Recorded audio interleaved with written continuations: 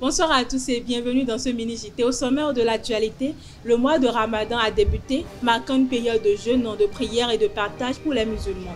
L'imam Saïd Tabé Zakari rappelle les prescriptions islamiques à respecter durant cette période. Le président Emmanuel Macron s'adressera aux Français ce mercredi à 20h dans une allocution consacrée à l'Ukraine et aux enjeux internationaux. Il réaffirmera son soutien à une paix durable et saluera la volonté de dialogue du président Volodymyr Zelensky. L'ancien international béninois Natabi Traoré est décédé ce mardi à Sokodé. Ancien défenseur des Buffles du Borgou, il a marqué l'histoire du football béninois par son engagement. Les causes de son décès restent inconnues. Plus de détails dans ce 13h.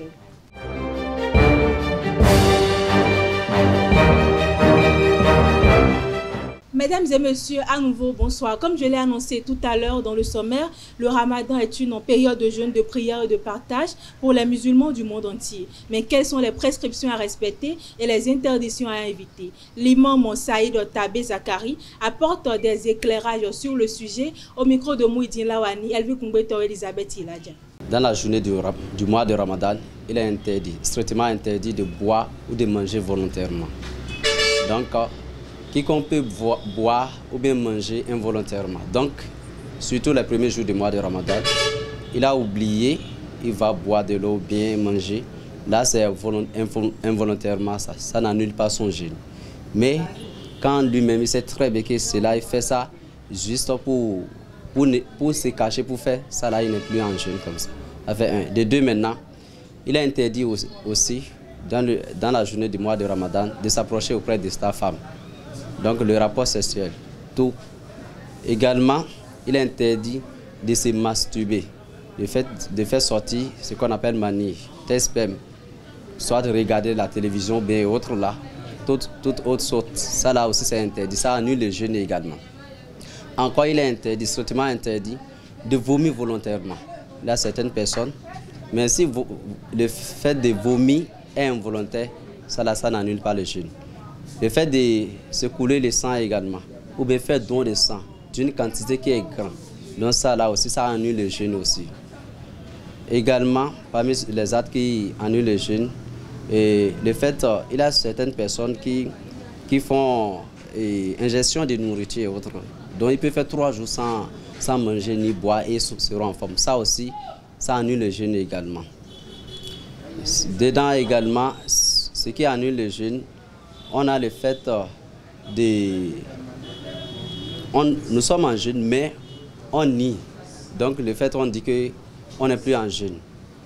L'intention même est déjà là que nous ne sommes plus en jeûne. Même si on ne mange pas ni boire, donc le jeûne est déjà annulé. Également, ceux qui sont évanouis, par exemple, ils ne se retrouvent plus. Donc cette personne, durant une fraction de temps, 30 minutes par exemple, il n'est plus et il ne se retrouve plus. Donc cette personne aussi, il n'est plus en jeûne. Donc les actes qui annulent le jeûne, c'est ça.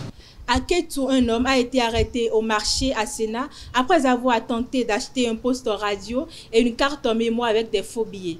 Démasqué par le vendeur, il a été interpellé par la police en possession de 2 960 000 francs CFA en fausse monnaie. Une enquête est en cours pour identifier ses complices.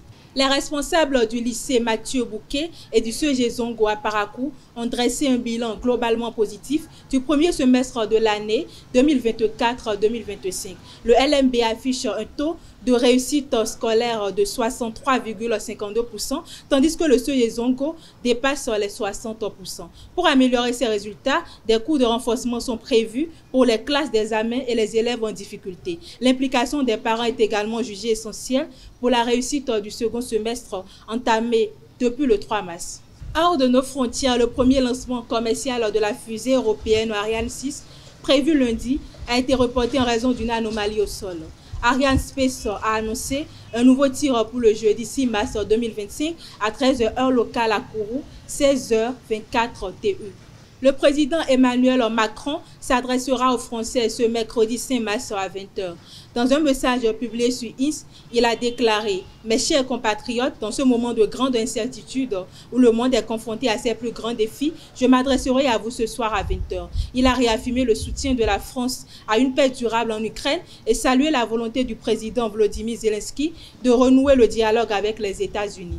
Sport pour boucler cette édition, l'ancien international béninois Natabi Traoré, ex-défenseur des Buffles du Borgou, est décédé ce mardi après-midi à Sokodé, dans le quartier d'Idi Ouré. Les causes de son décès restent à déterminer. Sa carrière a marqué l'histoire du football béninois. Les Guépards du Bénin, sous la direction de Kenneth Rowe, se préparent pour les 5e et 6e journées des éliminatoires du Mondial 2026. Ils affronteront le Zimbabwe le 20 mars à Durban, puis recevront l'Afrique du Sud le 25 mars au stade Félicia d'Abidjan. La FIFA a désigné Quator arbitral éthiopien pour le premier match dirigé par Banlakou Tessema Wayessa, tandis que les Mauritaniens menés par Beida Daman officieront contre l'Afrique du Sud. Deuxième du groupe avec 7 points à égalité avec les Bafana Bafana, le Bénin joue une carte décisive dans la course à la qualification. C'est tout pour ce 13h. Merci de m'avoir suivi. À très bientôt.